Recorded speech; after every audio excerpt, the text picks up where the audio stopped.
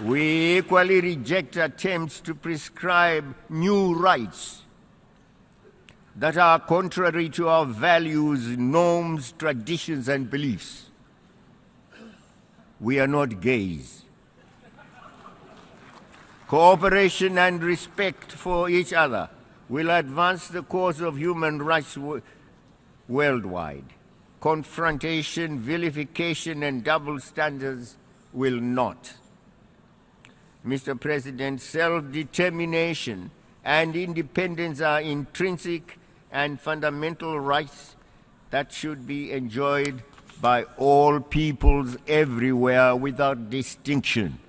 We are deeply concerned by the continued denial of this basic right to the Sahrawi people.